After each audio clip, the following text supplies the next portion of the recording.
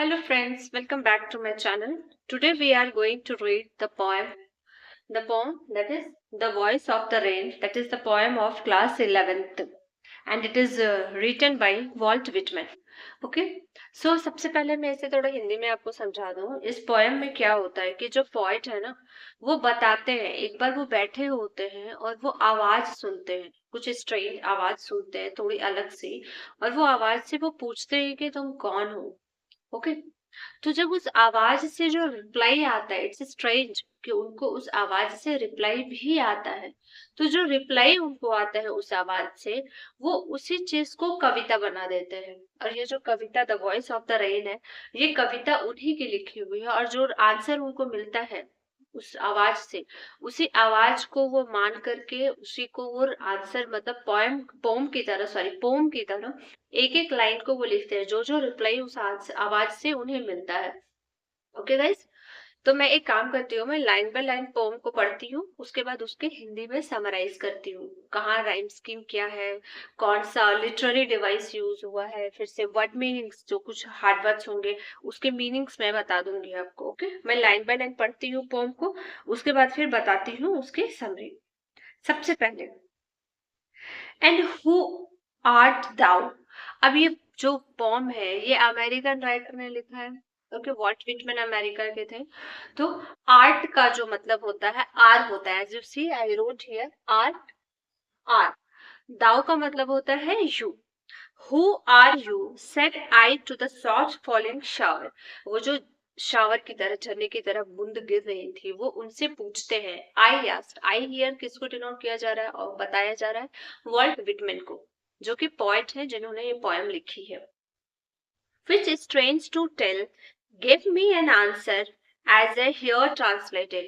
तो पोएट बताते हैं कि ये मेरे लिए स्ट्रेंज है, इट्स स्ट्रेंज फॉर मी कि मुझे उससे आंसर मिलता है। उस जो जो सॉफ्ट फॉलिंग शावर है, उस शावर से मुझे रिप्लाई भी मिलता है, और उसी रिप्लाई को उन्होंने ट्रांसलेट करा है, पोएम बताया है। I am the poem of the earth said the voice of the rain. वो पोम जो वॉइस है वो बोलती है, मैं धरती की कविता हूँ। वो जो वॉइस है जो आ रही थी, voice of the rain, rain की जो वॉइस है, उससे उनको जवाब मिलता है, I am the poem of the earth, मैं कविता हूँ धरती की।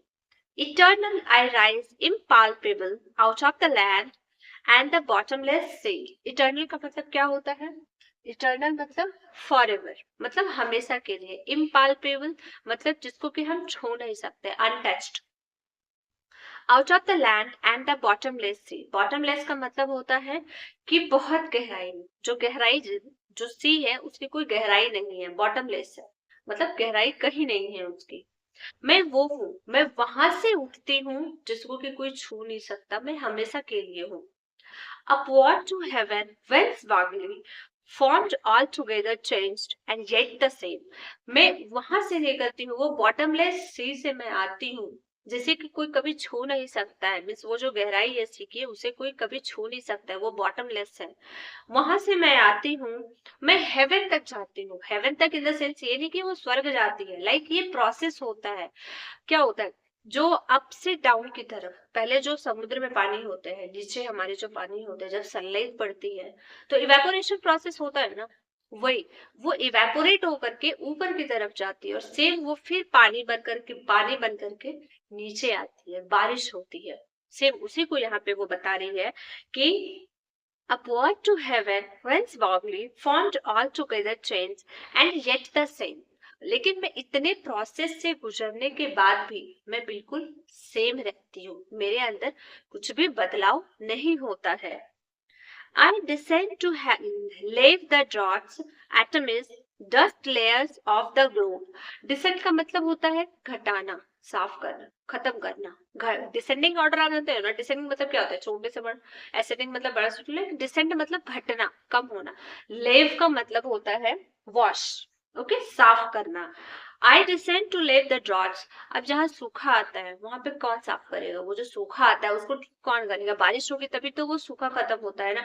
एटम्स मतलब होते हैं छोटे छोटे पार्टिकल, टाइनी पार्टिकल्स। ये टाइनी पार्टिकल्स जो है उसको वो क्लीन करती है, साफ करती है। और फिर dust layers of the globe, और हम जितने भी गंदगी फैलाते हैं, हम गंदगी फैलाते हैं ना, कचरा डाल देते हैं इधर उधर, तो ये जितनी भी गंदगी होती है, ये सारी गंदगी को कौन साफ करता है? ये सारी गंदगी को साफ करने वाले कौन है? रेन। वही पॉम जो वॉइस ऑफ द रेन है वो कहती है, I washed all the dust layer of the globe afterwards, and all that in them without me were sits only latent unborn। और अगर मैं ना रहूं, मतलब वो वॉइस कहती है, रेन कहती है कि अगर मैं ना रहूं तो ये जो शीट्स होते हैं ना वो अनबॉर्न हो जाएंगे, कहीं छुपे रह जाएंगे। हिडन, लेटेंट का मतलब होता है हिडन। तो वो कहती है कि अगर मैं ना रहूं तो ये जितने भी जो शीट्स होते हैं ना, क्योंकि आपको पता है हम जो खेती करते हैं, खेती करने के लिए सबसे ज्यादा इंपॉर्टेंट क्या होता है? पानी। अगर पानी ना मिले तो खेती नहीं हो सकती है ना, पॉसिबिलिटी नहीं है खेती होने की। तो सेम वो कह रही है कि अगर मैं ना रहूं तो ये जो शीट्स है सबके सब अनबॉर्न हो जाए, मतलब कभी वो पैदा ही ना होंगे, वो शीट बने रह जाएंगे, कभी भी वो ट्री नहीं होंगे। शीट्स का ट्रांसफॉर्मेशन ट्री में होता है ना, सेम वही कह रही है कि वो जो ट्री शीट्स है वो हमेशा अनबॉर्न रह जाएंगे, कभी भी ट्री नहीं बन सकते हैं। And forever, by day and night, I give back life to my own origin। और उसके बाद वो कहती है कि वो जो ओरिजिन होता है, मैं दिन रात काम करती हूँ, लाइक मैं यहाँ जा रही हूँ वहां जा रही हूँ, वो जो बारिश पानी होता है, पानी के बिना हम सरवाइव नहीं कर सकते ना, वी कांट लाइक।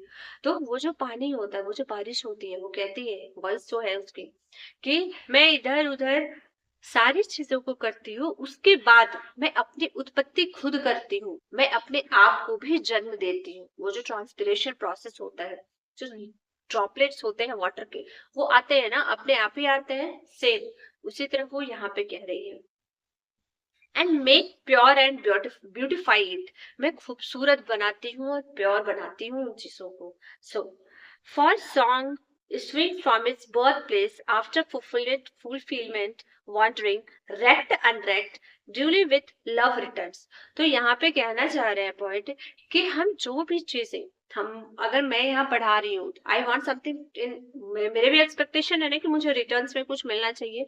तो पॉइंट कहती है, जो वॉइस ऑफ द रेन है वो कहती है कि हम कुछ भी कर लें, लेकिन आप कुछ भी, आप मुझे कुछ भी बोल लो, मैं यहाँ स्टैंड हूँ, आई एम स्टैंडिंग हियर, आप कुछ भी सोचो बोलो, लेकिन कहीं ना कहीं मुझे इसका रिटर्न मिलेगा। रिटर्न इन द सेंस मुझे आपसे प्यार मिलेगा, मुझे आपसे मेरी जो उम्मीद है, एक्सपेक्टेशन है, वो कहीं ना कहीं मेरी फुलफिलमेंट होगी इसकी। सेम वही वॉइस ऑफ द रेन कहती है, रेक्ट एंड अनरेक्ट। रेक्ट एंड अनरेक्ट का मतलब होता है कि तुम चाहो या ना चाहो, मुझे लव मिलेगा, रिटर्न्स में प्यार मिलेगा। आप प्यार करते हो ना बारिश से, हम प्यार करते हैं ना बारिश से। मीन्स वाटर जो है वो हमारे लिए नेसेसिटी, हमारे लिए बहुत जरूरी है। सेम उसी लिए कहते हैं कि जो भी चीजें हम देख रहे होते हैं, हम बोल रहे होते हैं, बता रहे होते हैं, तो ये नेसेसिटी है, ये जरूरत है। इसीलिए उसको ये पता है, जो रेन है उसे ये चीजें पता है कि मुझे कहीं ना कहीं से ये लव जो है वापस रिटर्न मिलेगा ही मिलेगा। ओके गाइस, सो ये हमारी पोएम थी the voice of the rain, class 11th की। अब मैं बता देती हूँ इसमें कौन कौन सी लिटरेरी डिवाइस यूज हुई है। पहले का जो वर्ड है, लेट मी टेल यू, मैं फिर से आपको बताती हूँ। पहले का जो लाइन लिखा है यहाँ पे, and who art thou said I to the soft falling shower, यहाँ पे एस रिपीट हो रहा है, इसीलिए यहाँ पे एलिटरेशन है।